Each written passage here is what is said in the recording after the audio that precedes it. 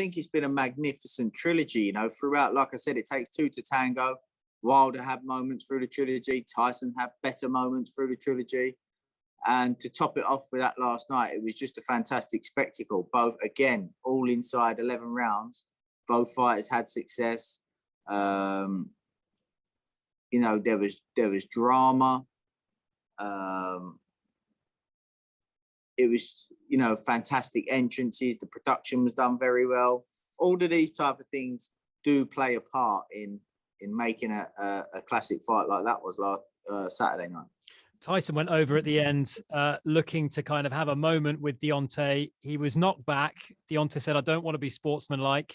I know you commented earlier, I think in an interview yesterday, Ben, that you said that one day down the road, a bit like Holyfield and Tyson, maybe they can kind of they can get that mutual respect back. But one thing that sort of struck me was that in other sports, you know, I'm thinking maybe tennis with, say, Djokovic or Federer, always very gracious losers, always, you know, keen to stress that the better man won. And in boxing, that's rarer, isn't it? You don't oftentimes, like I'm thinking maybe, you know, Manny's shoulder injury against Mayweather, that there's always a little excuse up the sleeve. And I'm just wondering, is that to protect the ego of these guys, which is, of course, so important when you're stepping into the square circle to face, you know, your biggest ever challenge?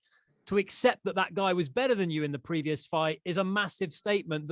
Is that why these guys are so reticent to pay credit to their opponents? There's a number of things, to be honest, and this is taking nothing away from the top tennis players in the world, because tennis is a fantastic sport. They're amazing athletes, and what I love about tennis is they constantly get the chance to repeat that matchup, that fight. They get another go at the opponent that they may have been beaten to. However, when you go into boxing, the cruel reality is, and people say it, but people often forget it, is that they are putting their lives on the line. So it's hard for most people to even comprehend what they put themselves through, mentally, emotionally, physically, in preparation. And to emotionally and mentally prepare yourself to go in against another man that is deemed as the most devastating puncher in the heavyweight division, or the best fighter in the heavyweight division. You know, to have that confidence and the ability to be able to do so, you do almost have to convince yourself that, you know, there is no way that this man can beat me. There, you know, it's not possible. And it's a typical thing with often knockout punches is punches' ignorance of the fact that nothing else matters but this. And I think there's an element of that, but also there's an element of Deontay Wilder. He would have sacrificed and given so much in his preparation and throughout that trilogy, in every department, to get himself ready for that fight, and to convince himself that there is no way that I can lose this fight. He always talked about wanting to go out on his shield, and that is exactly what he did. There was numerous moments throughout that fight where he could have easily been pulled out and nobody would have complained. However, he always said that he wanted to go out on his shield, and that's what he done. After giving everything that he's given, all the preparation, all the things I've just spoke about there, to then be defeated, that would be a tough pill to swallow. It's a tough pill to swallow at the best of times.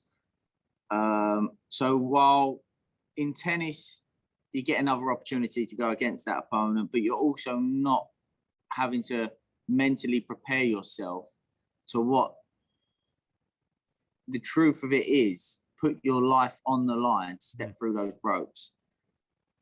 It takes something different. That's probably why you don't see it in boxing the same. And I just hope that, you know, straight after the fight, after being knocked out, he's not had a chance to process what's happened. He's not had a chance through his preparation to prepare himself to get through the ropes to fight Tyson Fury. He's not thinking to himself, do you know what? We've been fantastic business partners for each other. We've defined each other's legacies. We have made each other millions upon millions of pounds. He's not thinking that. He's thinking about one job. So I just hope that in time, he has the chance to process everything, the bigger picture. And, you know, it would mean a lot to me that, not that they're going to do it for me, but it'd mean a lot to me to be able to see them come together and, you know, mutually respect each other. Great answer that, Ben. I was hanging off every word there. A lot of sense spoken. I want, if I can, to ask you about the Tyson Fury that you know. Is the Tyson that you've seen up close and personal, is that the Tyson that we see, the watching public and the media? And more than that, kind of give me a breakdown of where that man has been. It's well documented mental health issues. He ballooned up to 26 stone. For him to come back through all of that, to go toe-to-toe with what you've said and what he himself has said, the most devastating one-puncher in the history of the heavyweight division. Not one, not two, but 3 fights, get better with each fight. It's remarkable what that guy has done. I actually think his best performance was in the second fight. I don't think last night was Saturday night was his best performance, not by a long stretch of the imagination, in terms of his actual boxing, his actual ring IQ, technically, tactically, etc., etc. That's why it was such an entertaining fight. But what it was his best performance in was his heart, courage, determination, will, desire, toughness, grit, recovery powers, all of these kind of things. And he's always had, you know, obviously through when I was working with him, I was always told, you know, he's always had this certain something about him. And the first time I saw that special will was, there was a mountain run in Spain that we were doing, and I said, oh, we'll walk up it today, and he started running, and I always thought to myself, he's not going to finish this off, it's going to be a couple of minutes. A few minutes went by and he carried on, and I thought, oh, a few more minutes went by and he carried on and kept going and kept going and kept going, and I thought, right, I'll call it here. Like, he's done enough, he's done 10 times more than what I thought he'd be able to do. So I said, that'll do. He went, is this where everybody else stops? I said, yeah. He went, well, this ain't where the Gypsy King stops. And he kept going and pushed himself even more, even finished with a sprint. And I just thought, the weight he's at, pushed himself. And it was just a case of, he will convince himself, and he does this in all walks of life, he will say something that may start off as a joke. For example, I could run through that wall. It would start off as a joke, not believing that he could run through that wall. But if I stood next to him and went, I think you can run through that wall, he would all of a sudden believe it. And when people tell him that you're the best ever, you've got this extra will, you've got this extra desire, it's almost as if he has to prove it time and time again in every walk of life. For example, if I wanted him to lift more weights, I may say to him, you can't do 10 reps of that. And it'd be a case of, I've now got to prove that I can. I probably knew he could. And that was a way that I would motivate him to push himself. And yeah, he's just, like I said at the very beginning of this interview, that every top fighter is a little bit wacky. You have to be a little bit wacky. And he's certainly a little bit wacky. It's a weird how time sort of in boxing, just a couple of months changes the picture of the whole division, the whole boxing world so dramatically. Because, you know, if I think back to even just back in the spring, AJ versus Fury was the fight probably in the world that everyone was clamoring for. And now people are wondering whether AJ even deserves to be in the ring with Tyson Fury, because he's outclassed by Oleksandr Usyk, and it would appear Tyson is peerless in the division. And yet it still feels like we as the British public, you know, we're kind of owed that fight in a weird sort of way, Ben. They owe it to us to get that one on, because they've been talking about it since AJ fought Klitschko. So I guess my question to you is, does it need to happen? And I suppose, is it a mismatch in a way? Does AJ, or would AJ be outclassed inevitably by a guy that's bigger than Usyk and has all the boxing smarts that Usyk does? Well, let's go back to what we was talking about earlier again about tennis. You know, you were saying that they'll match each other and one man may win, and then in the next tournament, then the other man may win. You have good days, you have bad days. You get it right some days, you get it wrong some days. Let's say, for example, with the right hand that Wilder first put Tyson down with in the fight on Saturday, he didn't get back up. It doesn't mean that he wasn't capable of doing what he did after that, wasn't capable of still winning the fight. There's such a small margin for errors, and Anthony Joshua went about that fight the wrong way. But one thing that I will say about Anthony Joshua is he's shown already when he got beat by Andy Ruiz that he has the mental fortitude to be able to come back, to be able to make adjustments, to recognise that he needs to make adjustments, and to have the bravery to do so. And he might fight Usyk 10 times out of 10. It might be 5-5. It might be 9-1 to one of them. You just, elite level boxing, there's such a small margin for error. As we've seen with Tyson and Wilder. Wilder landed a few right hands that put Tyson on his back throughout the trilogy, vice versa. There's a chance that one of them may not have got up on one of them. Tyson may not have got up in the 12th round in the first fight, but he was able to. But if he hadn't, look how people would look at it so differently. Yeah, I take that point, Ben. I think over the 3 fights, though, and again, you're in a better position than I am to comment on this, but I think over the 3 fights, and you're absolutely right to say, knocked on his backside, but over the 3, I think we can safely say Tyson, it's a real good kind of, a real good base with which to say Tyson was just too good for Deontay. From what I saw with Usyk against AJ, you've said it. I think a lot of people have said it as well. AJ got his tactics wrong. There's a lack of a jab there for me. I was fortunate to be in New York for the Ruiz fight. I was in Saudi for the second fight. The jab, there's no snap to it. I think Ruiz certainly, and again, I'm speaking to you, you're probably going to turn around and say you're talking bollocks. He does have a jab. It doesn't look to me as if the jab's got much snap. Ruiz was like, he felt it and went, that doesn't hurt me. And he got in the inside. Similar with Usyk, very little snap. He got in the inside. What does AJ do? Or what can he do? What is he capable of doing from your learned eye that tells you, you know what? Second time around, because Fury said Deontay can't touch me, and he was proven correct. Usyk probably will think the same, having been in that first fight. So what does AJ do to change that narrative?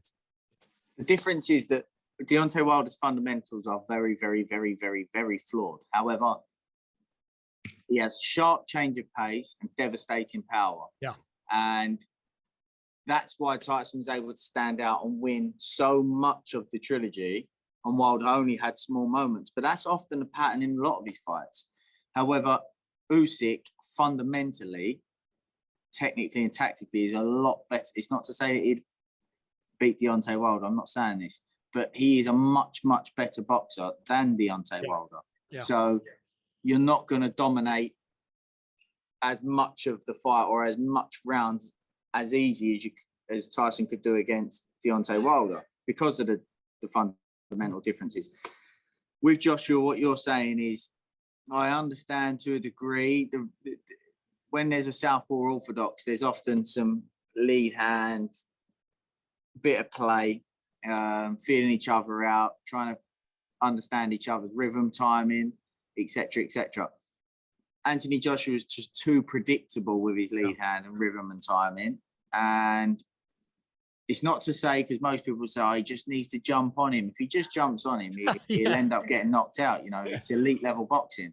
But there is more subtle ways and intelligent ways to impose yourself upon the smaller opponent. Right, let me ask you this, Ben. Is AJ capable of doing that? You've said there are more intelligent ways. I like to think it's intuition. I look at a Tyson Fury and think there's a guy whose IQ is so much that for you, he must be a dream to work for.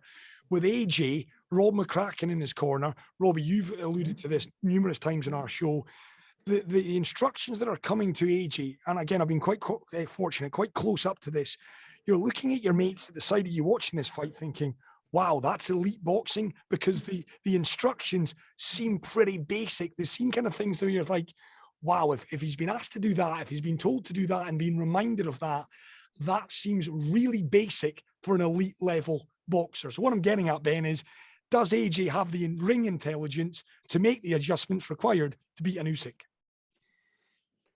I understand what you're saying. It's often when you're listening to the corner, you don't get the context, and obviously the fighter and the coach will have their own terminology and own understanding of what's being said. For example, on Saturday night, we heard Sugar Hill say, use that mother effing jab. if Rob McCracken had said that, he would get slaughtered.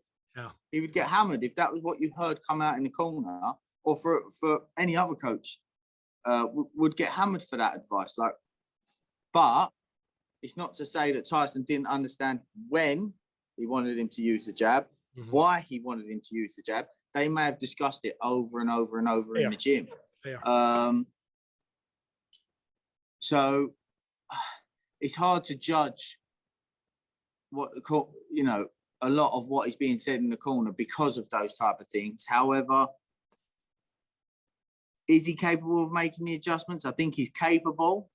Does he have the correct people around him to explain to him what adjustments? I don't know. I'm not in the gym with them. I couldn't tell you. So I suppose we just have to wait and see. Can't wait. No, I'm the same. And just on that, because I'm conscious you asked that question. Does an AJ Tyson, does it need to happen? As a boxing fan, first and foremost, Ben, forget your allegiance to one man. Forget the fact that you're at the coal face at a top elite level. Does that fight need to happen for boxing? Fury, Joshua? Yeah, I think for Tyson's cemented himself as probably the best heavyweight of this era. But I think to really cement himself as, for people to call him the greatest heavyweight ever, I think to do that, he has to fight AJ and Usyk. Lennox Lewis, I'm saying that, I was thinking about this morning, funny enough, that Lennox Lewis can be, some will say, oh, they think he's the best heavyweight that's ever been. And he didn't fight his biggest potential rival at the time of Riddick Bowe. Yeah. Does that mean that Tyson doesn't have to fight one of his biggest rivals to still be considered one of the greatest? I mean, that's a question. It's not something that I can answer. I suppose it's not something that one person can answer. I suppose it's something that you have to ponder on, and it's a majority vote, I suppose. But I just thought that was I was thinking about that this morning. So it's an interesting. Does he have to fight AJ and Usyk to be considered one of the best heavyweights of history? But you know, Muhammad Ali, he did fight all of the potential rivals that were out there. Won some, lost some. However, like I say, Lennox Lewis defeated twice, bit similar to Anthony Joshua, but was able to come back and win those fights. However, he didn't get the opportunity, not to say he didn't want to, he didn't get the opportunity to fight his biggest rival. So, but he can still be considered as, in some eyes, the best heavyweight that's in history. So, don't know, but I think it's a mega fight, and hopefully Anthony Joshua can win this rematch, and then we'll all be screaming for the fight again. Final question from me, Ben.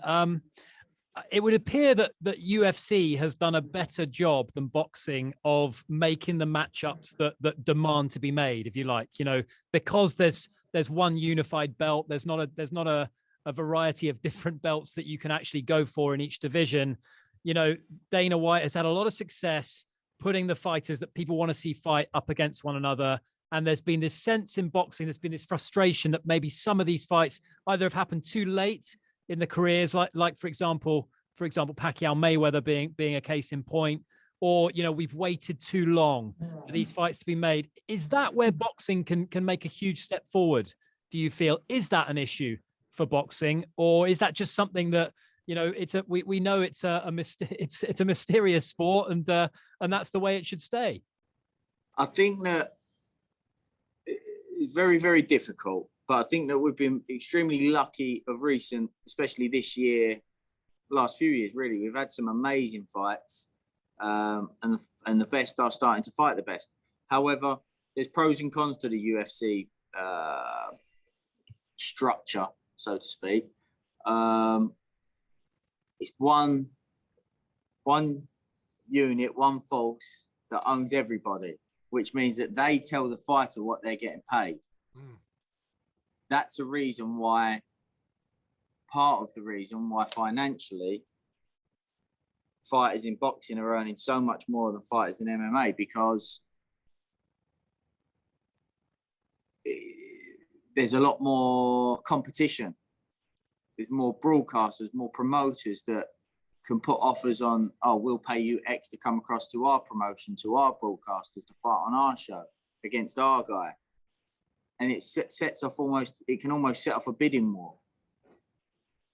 So I think that the UFC structure may be better for the best fighting the best. However, financially, it may be not crippling. It's not crippling the sport, but it's holding back the financial situation of some of the fighters. Whereas in boxing, as I explained, I think that's why part of the reason why the money can be so much more in boxing. However, like I say, I do think over the last year or so, we've had some tremendous fights, the best fighting the best. Just look at Canelo, Callum Smith, and Billy Joe now he's fighting Caleb Plant. We've had Tyson and Wilder. We've had AJ and Usyk. We've got Crawford and Porter. I know we all want to see Crawford and Spence as well. What else we got coming up?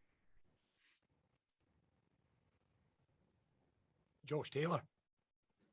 We had Josh and Ramirez of recent times. They was both under one promotional company though, but so that was a bit easier to make.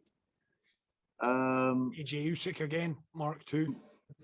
Yeah, we're going to hopefully see that again. We had Lomachenko and Teofimo Lopez, but at the minute we're getting held back with a Devin Haney and the rest of the lightweight division. So there's pros and cons to it. But I'm not intelligent enough to work out the best solution, unfortunately.